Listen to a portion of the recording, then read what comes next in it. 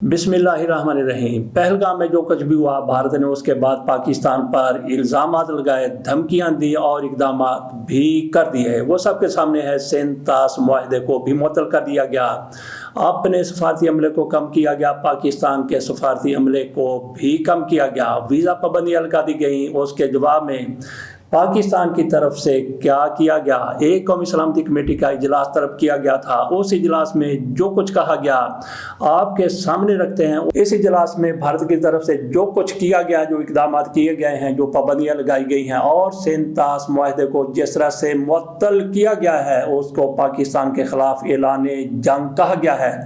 اعلامیہ کی بات کرتے ہیں۔ میرا خیال ہے کہ آپ کے سامنے پورے کا پورا اعلامیہ رکھ دیتے ہیں، اس کے بعد پھر اس پر تھوڑا سا تبصرہ کریں گے۔ میں آپ کے سامنے مکمل خبر رکھ دیتا ہوں، تھوڑی سی طویل خبر ہے، لیکن آپ سن لیں کہ پاکستان کی طرف سے بھارت کو کیا جواب دیا گیا ہے۔ یہ بالکل جواب غزل ہے۔ پانی روکنا اعلان جنگ جارحیت کا بھرپور جواب دیں گے، قومی سلامتی کمیٹی کا اعلان۔ وزیر اعظم شہباز شریف کی زیر صدارت قومی سلامتی کمیٹی نے پہلگام فالس فلیگ آپریشن کے بعد بھارت کی جانب سے سندھ طاس معاہدے کی معطلی کے اقدام کو مسترد کرتے ہوئے اعلان کیا ہے کہ پاکستان کا پانی روکنا اعلان جنگ تصور کیا جائے گا، کسی بھی جارحیت کا بھرپور جواب دیا جائے گا۔ پاکستان نے شملہ سمیت تمام دو طرفہ معاہدوں کی معطلی کا عندیہ دیتے ہوئے بھارت کے لیے فضائی حدود، سرحدی آمد و رفت اور ہر قسم کی تجارت بند کرنے کا اعلان کر دیا ہے، جبکہ بھارتی ہائی کمیشن میں سفارتی عملے کو 30 ارکان تک محدود کرنے کے علاوہ بھارتی دفاعی، بحری اور فضائی مشیروں کو ناپسندیدہ شخصیت قرار دے کر پاکستان چھوڑنے کا حکم دیا ہے۔ پاکستان نے سکھ یاتریوں کے علاوہ تمام بھارتی شہریوں کے ویزے منسوخ کر کے انہیں 48 گھنٹے میں ملک چھوڑنے کا حکم دیا ہے۔ وزیر اعظم آفس سے جاری اعلامیے کے مطابق پہلگام واقعے کے بعد بھارت کے یک طرفہ جارحانہ اقدامات کے خلاف وزیر اعظم شہباز شریف کی زیر صدارت قومی سلامتی کمیٹی کا اجلاس منعقد ہوا۔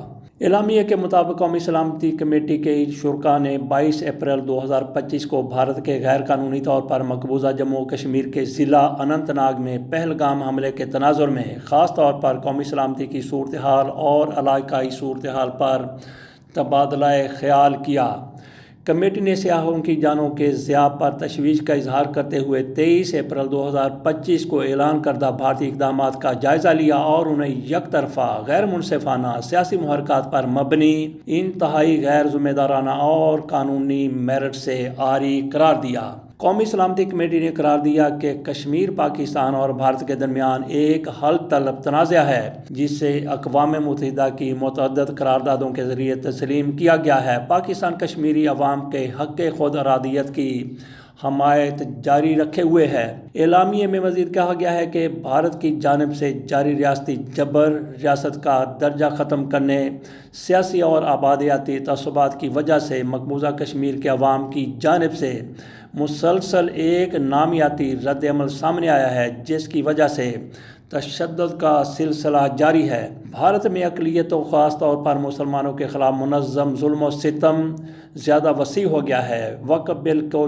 جبری طور پر منظور کرانے کی کوشش پورے بھارت میں مسلمانوں کو دیوار سے لگانے کی تازہ ترین کوشش ہے۔ بھارت کو ایسے المناک واقعات کو اپنے فائدے کے لیے استعمال کرنے کے لالچ سے باز رہنا چاہیے اور عوام کو تحفظ فراہم کرنے میں ناکامی کی مکمل ذمہ داری قبول کرنی چاہیے۔ پاکستان ہر قسم کی دہشت گردی کی واضح طور پر مذمت کرتا ہے۔ دہشت گردی کے خلاف دنیا کی صف اول کی ریاست ہونے کے ناطے پاکستان کو بے پناہ جانی و مالی نقصانات کا سامنا کرنا پڑا ہے۔ پاکستان کی مشرقی سرحدوں کے ماحول میں اتار چڑھاؤ پیدا کرنے کی بھارتی کوششوں کا مقصد پاکستان کی انسداد دہشت گردی کی کوششوں کا رخ موڑنا ہے۔ اعلامیے میں واضح کیا گیا ہے کہ کسی بھی قابل اعتماد تحقیقات اور قابل تصدیق شواہد کی عدم موجودگی میں پہلگام حملے کو پاکستان سے جوڑنے کی کوشش ہے، جو بے بنیاد معقولیت سے عاری اور شکست خوردہ ذہنیت کی عکاسی ہے۔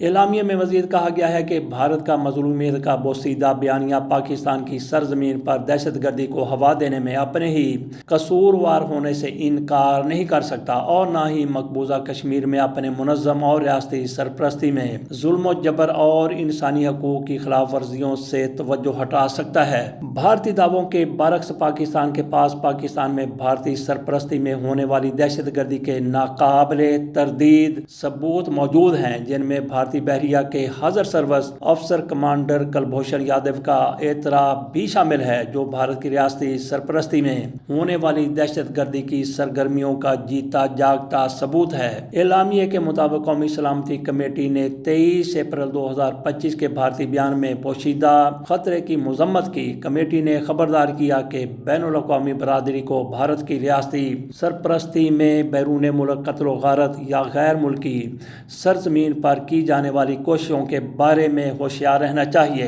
یہ گھناؤنے اقدامات بین الاقوامی قوانین کی صریح خلاف ورزی کرتے ہوئے کیے گئے تھے، جنہیں حال ہی میں پاکستان اور دیگر ممالک نے ناقابل تردید شواہد کے ساتھ بے نقاب کیا ہے۔ اعلامیے میں واضح کیا گیا ہے کہ پاکستان تمام ذمہ داروں، منصوبہ سازوں اور مجرموں کا یکساں تعاقب کرے گا اور انصاف کی فراہمی کو یقینی بنائے گا۔ پاکستان کی خود مختاری اور اس کے عوام کی سلامتی کو لاحق کسی بھی خطرے سے تمام شعبوں میں سخت جوابی اقدامات کے ساتھ نمٹا جائے گا۔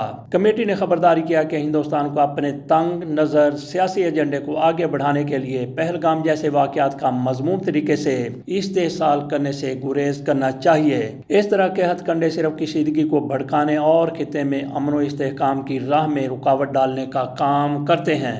بھارت کا ریاست کے زیر قبضہ میڈیا کو انتہائی غیر ذمہ دارانہ جنگی جنون میں مبتلا کرنا، علاقائی حساب کتاب میں اتار چڑھاؤ کو ہوا دینا قابل مذمت ہے، جس پر سنجیدگی سے غور و خوض کی ضرورت ہے۔ اعلامیے کے مطابق کمیٹی نے فیصلہ کیا ہے کہ پاکستان سندھ طاس معاہدے کو مؤخر کرنے کے بھارتی اعلان کو سختی سے مسترد کرتا ہے۔ یہ معاہدہ عالمی بینک کی ثالثی میں ایک پابند بین الاقوامی معاہدہ ہے اور اس میں یک طرفہ معطلی کی کوئی شق شامل نہیں ہے۔ مزید کہا گیا ہے کہ پانی پاکستان کا ایک اہم قومی مفاد ہے، اس کے 24 کروڑ لوگوں کے لیے ایک لائف لائن ہے اور اس کی دستیابی کو ہر قیمت پر محفوظ رکھا جائے گا۔ سندھ معاہدے کے تحت پاکستان کے پانی کے بہاؤ کو روکنے یا موڑنے کی کسی بھی کوشش اور نچلے دریائی علاقوں کے حقوق غصب کرنے کو جنگی عمل سمجھا جائے گا اور قومی طاقت کے پورے دائرے میں پوری طاقت کے ساتھ جواب دیا جائے گا۔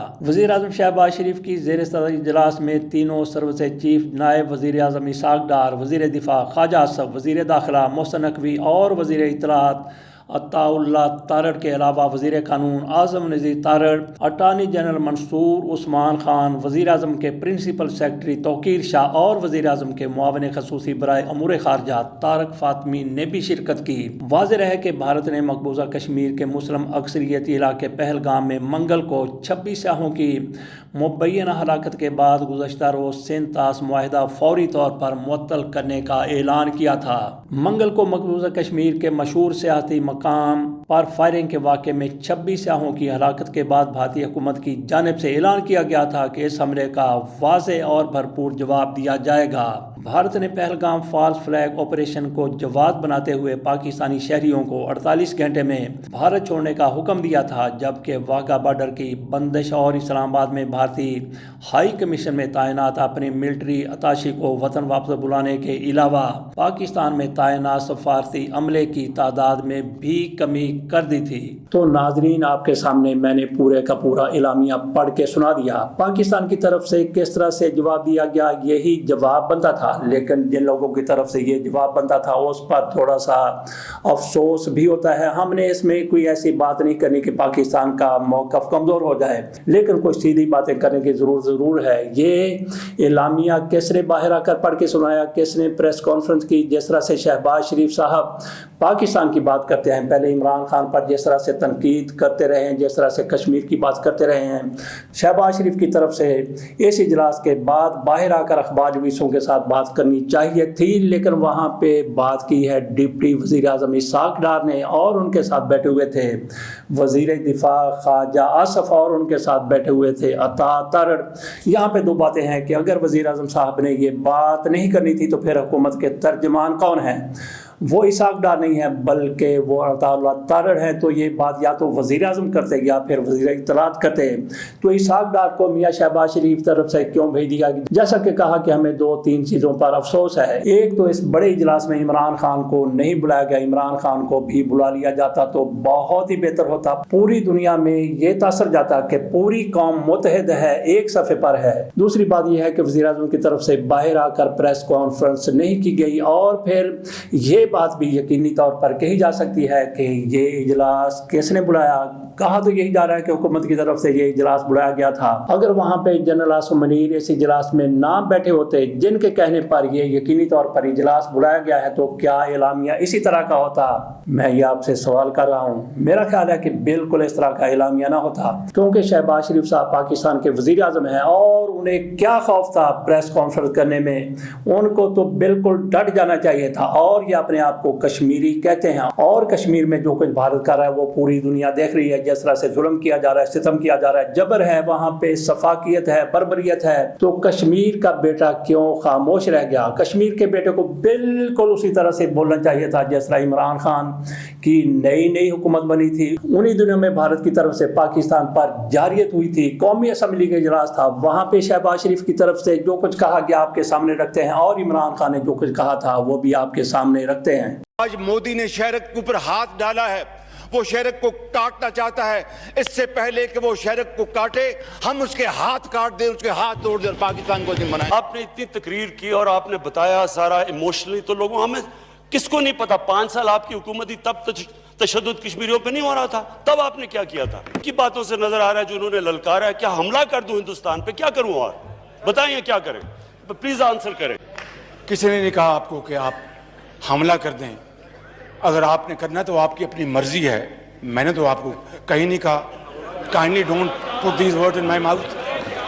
आज जरूरत इस चीज़ की थी कि शहबाज शरीफ साहब इसी तरह गरजते, इसी तरह बरसते जिस तरह से उन्होंने उस मौके पर कहा था। लेकिन आज शहबाज शरीफ साहब शायद मसलों का शिकार हो गए हैं। उनकी तरफ से प्रेस कॉन्फ्रेंस नहीं की गई। क्यों नहीं की गई? ये बहुत बड़ा सवाल है। क्या ये अपने कारोबार को बचाना चाहते हैं? क्या ये भारत के साथ अपने ताल्लुकात फिर भी कायम रखना चाहते हैं, बरकरार रखना चाहते हैं? जैसा कि मियां नवाज शरीफ साहब कहते रहे हैं कि वो भी आलू खाते हैं, हम भी आलू खाते हैं, उनका भी खुदा वही है, हमारा भी खुदा वही, हालांकि उनका वो खुदा नहीं है जो हमारा खुदा है। कैसे कहा जा सकता है कि उनका और हमारा खुदा एक है? वीला क्योंकि तवील हो रहा है, इसलिए हम यहीं से आपसे इजाज़त चाहते हैं, और जाते जाते भी कहेंगे कि शरीफ ख़ानदान को कुछ तो शर्म चाहिए, कुछ तो हया चाहिए। ये मौका था भारत की आंखों में आंखें डाल के बात करने का, लेकिन शहबाज शरीफ साहब ने उस तरह से बहादुरी का मुजाहरा नहीं किया जो उसकी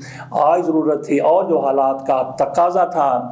इससे ज़्यादा हम और भी बहुत कुछ इस हवाले से कह सकते हैं, लेकिन ये कौमी यगानगत का, कौमी यकजहती का, कौमी इत्तेहाद का मौका है। इसलिए शहबाज शरीफ और शरीफ ख़ानदान के हवाले से हम ज़्यादा बात नहीं करते। अल्लाह हाफ़िज़।